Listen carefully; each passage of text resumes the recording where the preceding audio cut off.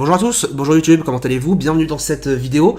Aujourd'hui, je me sentais de vous analyser un trade que j'ai pu passer cette semaine. Le marché a proposé beaucoup de belles opportunités, du beau mouvement, et donc cette semaine, eh bien, c'est devenu un enchaînement finalement de trades puisque j'ai pu exécuter une certaine série de trades, des excellents en fin de semaine comme des moins bons comme j'ai pu faire en début de semaine. Et donc pour vous partager un peu comment j'ai réfléchi sur le moment, puisque j'ai averti que j'allais prendre ces trades à l'avance, j'ai vraiment envie de vous faire profiter de cette réaction de trade pour qu'on puisse analyser ensemble le pourquoi du comment. Via le groupe Facebook, eh bien tous les lundis matins, avec Valentin Offrand, analyste financier qui a créé sa structure d'analyse financière qui s'appelle Eros Trading, eh bien on collabore ensemble tous les lundis. Donc lui il va nous envoyer une partie macro fondamentale pour comprendre qu'est-ce qui s'est passé dans la semaine, ainsi que les statistiques macroéconomiques, et puis moi derrière je vais ajouter ma partie analyse technique pour faire un point d'ensemble sur la semaine. Sur le groupe Facebook on a d'ailleurs dépassé les 1000 membres juste ici, et ça fait vraiment plaisir. Ce sont uniquement des membres de la formation ICT, de la formation Liberty Trader,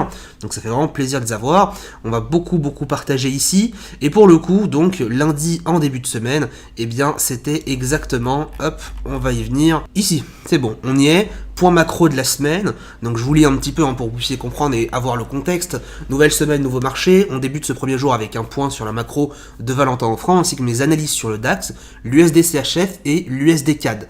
On parle principalement de la Fed qui va laisser son inflation courir au-dessus des 2%, la situation sanitaire qui va se stabiliser aux États-Unis, et les États-Unis qui sont toujours en confrontation avec la Chine, cette fois-ci par rapport à TikTok et WeChat au centre du coup des tensions. Donc je vais ici télécharger le point macro. La partie donc analyse fondamentale, elle se trouve justement ici. Honnêtement, je trouve que c'est un dossier de super qualité et c'est vraiment incroyable. C'est des statistiques, c'est-à-dire que vous retrouverez par exemple sur internet, mais elles seront jamais autant détaillées, expliquées, etc. Donc on a vraiment une newsletter tous les lundis matins de très grande qualité, et donc j'avais envie de revenir avec vous ici sur la partie analyse technique. Donc analyse technique, c'est moi qui va m'en occuper, et j'avais parlé cette semaine du DAX. Le DAX, voilà ce qu'il dit. Donc le DAX, ici on était à ce moment de l'analyse, et en fait qu'est-ce que je préconisais? Je disais que la zone basse d'achat 12 900, ici, est mon objectif d'achat en cas de fausse sortie du drapeau vers le bas, ainsi que le range. Prudence donc, la rentrée devrait enfin pouvoir nous donner un peu plus de flux qu'on a eu au mois d'août. C'est vrai que le mois d'août ça a été vraiment très faible, mais aussi peut amener plus d'incertitude face du coup à la situation sanitaire. Et qu'est-ce qui s'est passé? Effectivement il y a eu beaucoup d'incertitudes, on a eu des nouvelles de vaccins, on a eu des nouvelles d'entreprises, on a eu des prises de bénéfices justement d'entreprises, les GAFA notamment. C'est vrai que maintenant comme elles représentent une grosse partie par exemple du Nasdaq, quand le Nasdaq plonge, ça entraîne les bourses européennes, les bourses américaines qui sont autour d'elles. Donc c'est là où on se rend compte que les GAFA aujourd'hui elles ont pris un poids tellement immense que ça devient extrêmement problématique, surtout quand on sait qu'un tiers des GAFA sont détenus par 4-5 entreprises immenses. Donc déjà quand on a des prises de bénéfices, on subit ce genre de mouvement. Donc qu'est-ce qui se passe? Je voulais vraiment aller payer cette zone 12 900.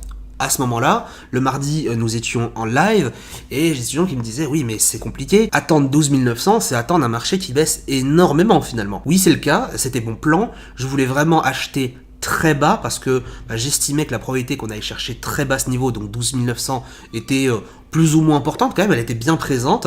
Et quand je vous fais un avant et un après, regardez ce qui s'est passé avant-après. Je vais vous mettre juste ici. Donc on a ici, on a à ce moment-là de l'analyse, eh bien, c'était exactement là, d'accord? On commençait ici, on reprenait, et voilà l'avant-après. Donc on a bien été chercher la zone 12 900, on a été la chercher une fois ici, 2 fois là, 3 fois là, 4 fois, et une 5e fois au moment où je tourne cette vidéo.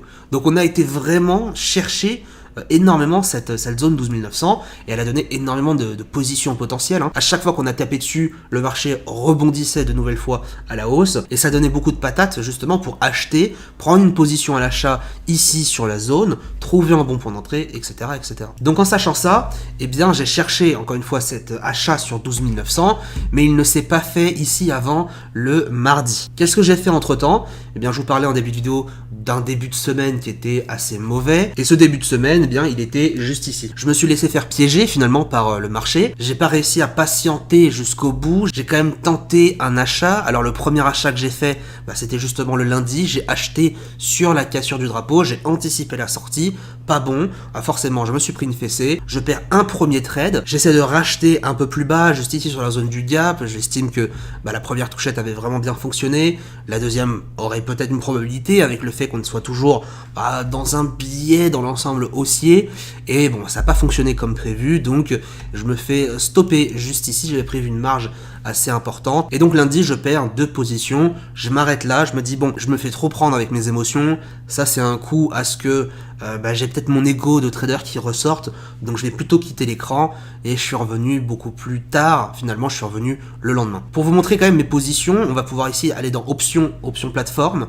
on va pouvoir aller dans options trading, et ici afficher dans les graphes de prix les ordres récemment exécutés. Alors bien sûr je suis sur mon compte réel, vous allez ici pouvoir voir mon rapport détaillé, c'est un compte réel, complète ici, vous allez pouvoir voir donc début septembre, alors ça n'a pas affiché lundi, ça a affiché mardi, et puis on peut justement voir le 2, le 3, le 4, qui ont été quand même des journées plutôt payantes, et je vais expliquer aussi même ma gestion de risque dans cette vidéo. Le lendemain matin, alors je viens d'apercevoir justement que c'était les 2 positions étaient ici et non pas lundi, mais j'avais une vraie volonté d'acheter sur le bas, j'ai d'ailleurs bien fait de pas le faire, j'ai retenté en fait sur le bas de range sur la deuxième position, donc inversement.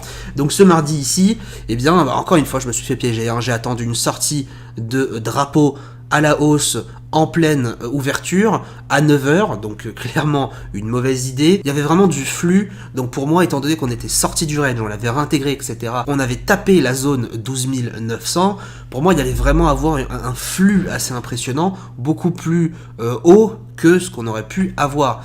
Je m'attendais finalement un peu plus à ce genre de hausse, et bien pour le coup ça n'a pas été le cas, je paye, le marché se retourne immédiatement, et donc je perds une deuxième position.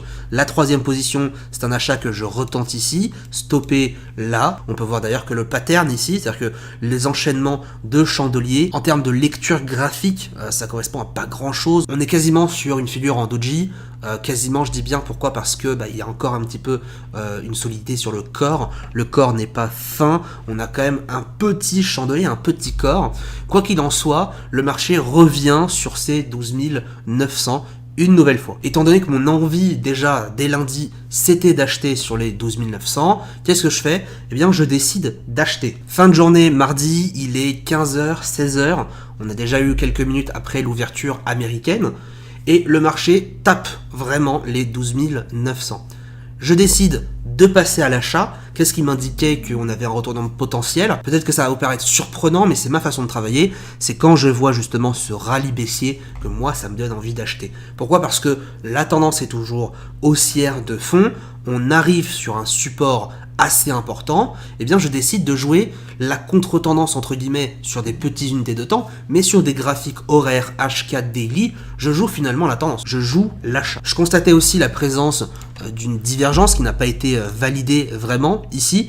Pourquoi? Parce que, eh bien, selon les puristes, une divergence ne doit pas dépasser, entre les deux creux, ne doit pas dépasser les 50. Et pour avoir vu beaucoup de divergences, c'est vrai que lorsque ça repasse au-dessus des 50, je trouve que la divergence perd un petit peu de son esprit. Le point au milieu ici est beaucoup trop éloigné, donc on perd finalement cette même possibilité de trader la divergence. Ça ramène quand même une information supplémentaire pour moi, c'est-à-dire que ça rajoute un élément qui augmente les probabilités que je peux avoir de gagner une position à l'achat, et ni une ni deux, eh bien je décide d'acheter le DAX au prix de 12 931. Alors 12 931, c'est quelque part par là, vous allez voir du coup un graphique que j'ai pris, que je vous ai partagé sur ma page Facebook, le voici, c'est un trade ici, donc sur la zone 12 900, 12 932, 31.9 exactement à l'achat. Premier objectif, 13 000 points. D'accord, 13 000 points, c'était ici sur le bas du range. Et ce qui s'est passé, c'est que j'ai décidé de tourner le trade, étant donné qu'on était sur le bas ici de ce canal baissier, qui est en fait une figure en drapeau. Le drapeau, c'est un canal dans le sens inverse de la tendance. Eh bien, si on allait aller dans l'extrémité haute, eh bien on aurait un TP qui pourrait aller ici, 13 075, donc pouvoir gratter 75 points de plus. Eh bien, moi, ça me paraissait quand même honnête. J'ai décidé de laisser le trade courir. Je mets rarement de TP sur mes positions, vraiment que quand je sais que je vais vraiment déconnecter de l'écran. Et là, là, ce qui s'est passé, c'est très intéressant. Il est 21h, 22h. Il y avait des beaux chandeliers à la hausse. Donc, je me suis dit, ok, je vais laisser 13 075. Le marché monte encore un peu plus. Il est minuit, 1h du matin. Et là, je décide de dormir, de mettre mon stop loss sur mon point d'entrée, donc ce qu'on appelle break-even. Ce qui fait que je ne perdrai pas ma position si le marché redescend. Mais dans ce cas-là, j'aurais quand même rien gagné. Je mets pas de TP. Je laisse le marché faire. Je me réveille le lendemain matin. Et le marché, paf, 320 points de gain au moment où je prends ce screen. Alors je ne l'ai pas fermé exactement à plus 320. Ce qui s'est réellement passé, c'est que j'ai fermé mon trade sur les coups de la zone à 13 300. Ça, c'était parfait. Alors on peut le voir, on peut le vérifier ici. Mon point d'entrée ici, sur la petite languette verte. Mon premier take profit ici. Et quand le marché vient chercher sa zone 13 300, je vois que le marché se retourne un petit peu. Honnêtement, après avoir donné autant de force sur les marchés, mon avis personnel, c'est que ça va se retourner un petit peu. Vaut mieux que je sorte intégralement du trade. Et c'est ce que je fais. Je sors une deuxième fois juste ici. J'ai pris 80%, puis 20% sur la zone 13 300. Par la suite, je publie un débrief, que ce soit sur ma page Facebook publique, où je vous explique que j'ai fait un ratio de 8 sur ce trade, et sur le groupe Trader ICT, eh bien, je vais le décortiquer un peu plus. 40 points de stop loss initial, 320 points qui ont été clôturés, 1% d'investi, 8% de retourné, c'est incroyable. J'explique que je rattrape ici les trades bêtises que j'ai fait donc hier et lundi. Je me rends compte que je me suis mal adapté au marché, et j'ai oublié en fait qu'il était en range constant, donc en fait il fallait juste attendre qu'il tombe plus bas pour le récupérer plus bas. Ça fait partie intégrante de ma stratégie, c'est d'attendre un marché qui baisse, qui baisse, qui baisse pour l'acheter beaucoup plus bas. Il y a des techniques pour faire cela, ce n'est pas de la contre-tendance quand on trade dans le sens du mouvement. On a Patrice qui nous indique qu'il a fait un achat à 13 066, toujours dans le trade, déjà 208 points de sécurisé. Et Hugo qui nous partagera honnêtement qu'il a coupé trop tôt à 50 points, mais qu'il a réussi aussi quand même à trader sur le CAC, donc 228 points au total, avec un risque de 0,25, donc un risque quand même très très maîtrisé. Le marché continue dans sa lancée, et la journée de mercredi se termine, le marché se calme et remonte par la suite, et qu'est-ce qu'on peut apercevoir? Eh bien on peut apercevoir donc la présence d'une divergence. Personnellement, la divergence, alors selon bien sûr comment vous allez trader les divergences, comment vous allez les confirmer, il y a différentes techniques qui ont été partagées. Tammy Cabage a popularisé le fait de trader le RSI avec une cassure sur les 50 comme il expliquait dans ses vidéos YouTube à l'époque. Romain Bayeul, lui, sur sa chaîne YouTube, a popularisé le fait de trader le RSI en cassure de bruit, c'est-à-dire que dans une divergence baissière comme ici, il va prendre le point le plus bas entre les deux pôles de la divergence et il va attendre une cassure de ce niveau sur le RSI. Honnêtement, j'aime beaucoup cette façon de travailler, j'aime énormément cette façon de trader le RSI, et quand je vais trader des divergences, eh bien c'est comme ça que je vais la trader, puisque forcément, son travail m'a beaucoup influencé lorsque j'ai commencé à apprendre par moi-même. Pour parler plus concrètement, la divergence devait se valider juste ici. Elle devait se valider sur cette bougie, puisque c'est cette bougie-là qui va clôturer le bruit. Et de mon côté, je n'y croyais absolument pas. Je ne pensais pas, honnêtement, que le marché allait baisser plus bas que 13 300 pour cette divergence-là. Et j'ai proposé au trader ICT de faire un exercice et de m'expliquer pourquoi le marché ne va pas tomber. Qu'est-ce qui fait que le marché ne va pas baisser plus bas, malgré le fait qu'on ait une divergence baissière de proposer. Pourquoi je pensais vraiment que le marché allait continuer à monter, ce qui était totalement le cas? Eh bien tout simplement c'est parce que j'estimais que comme on n'avait pas cassé le support, mais que d'un point de vue technique, on avait pour moi une position intéressante à l'achat, j'ai lu ça comme une contradiction de l'information, un signal à l'achat, un signal à la vente, et comme je vais privilégier le prix, à savoir les supports, les résistances, les chandeliers, eh bien pour moi le marché allait pullback sur la zone 13 300, c'est-à-dire rebondir et partir à la hausse. C'est exactement ce qui s'est passé, le marché repart à la hausse avant bien sûr de se casser la gueule. Il est 15h, ça fait une demi-heure que le marché américain, donc à 15h30, a ouvert.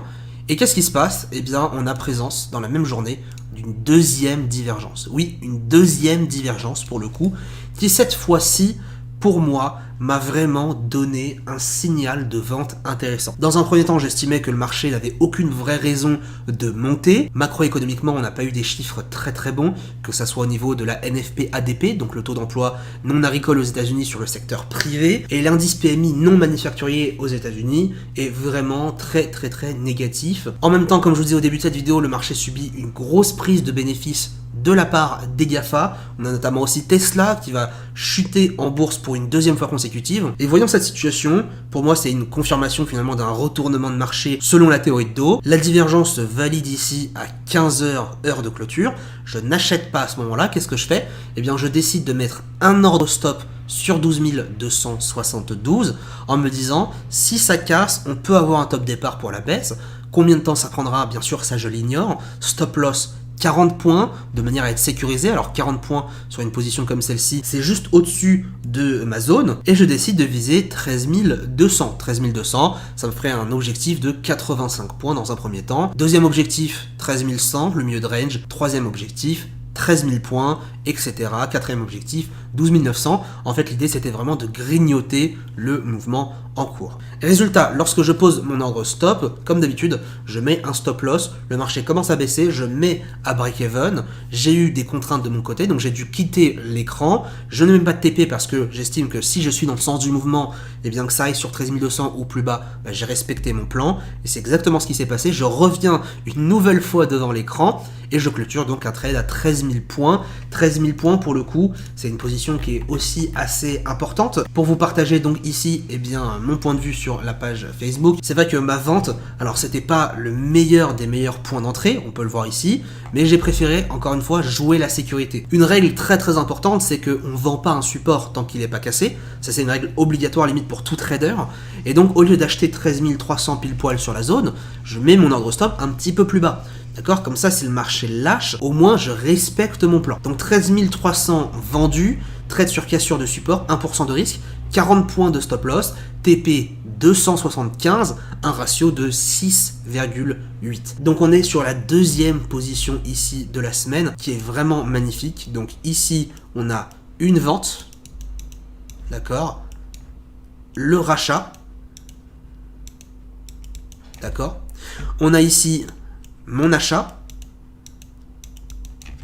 et on a ici la revente.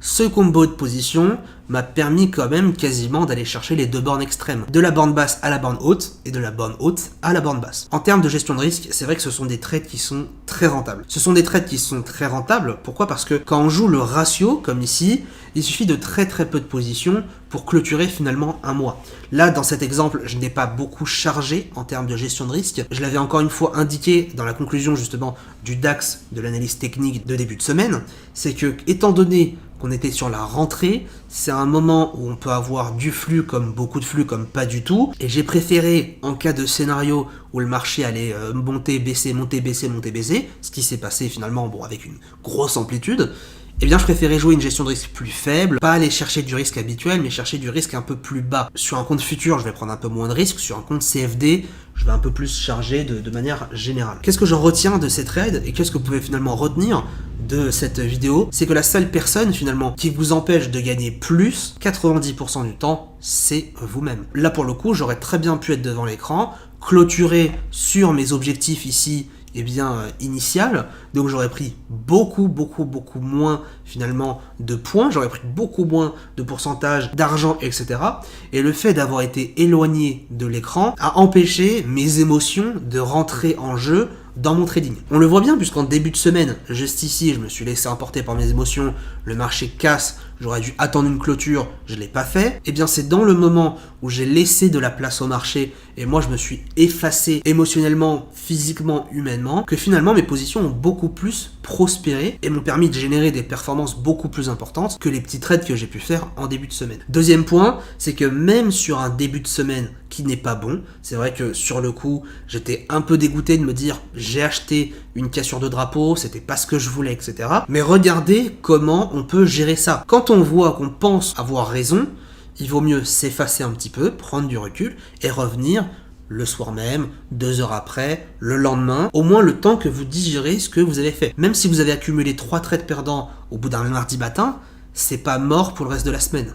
Au contraire, tout va dépendre réellement de comment vous gérez vos émotions après ces moments de perte. Est-ce que vous allez revenir comme un rageux et vous allez décider de trader encore et encore et encore, pas juste pour gagner mais pour juste effacer ses pertes? Ça c'est un biais psychologique qui vraiment est destructeur dans beaucoup de trading pour débutants. Ou au contraire, est-ce que vous allez revenir plus zen, vous allez vous dire ok, il y a eu des pertes, tant pis, mais la semaine continue et moi je vais pas m'arrêter de trader, je vais juste continuer selon mon plan. Cette fois-ci, mon plan me permet de prendre un trade, donc je me concentre sur cela et je ne vais pas voir ailleurs. On n'est pas sur les meilleurs trades de l'année, j'ai fait bien mieux, mais on est quand même sur des trades qui sont bien maîtrisés, dans le sens du mouvement, comme on aime, avec un maximum de sécurité. J'aurais pu acheter beaucoup plus bas ici, j'aurais pu vendre beaucoup plus haut ici, mais encore une fois, il y a toujours un juste milieu à avoir, un équilibre entre l'agressivité et la sécurité. Si j'achète trop haut et le marché monte avant de redescendre, je perds une position pour rien. Si j'attends trop de confirmation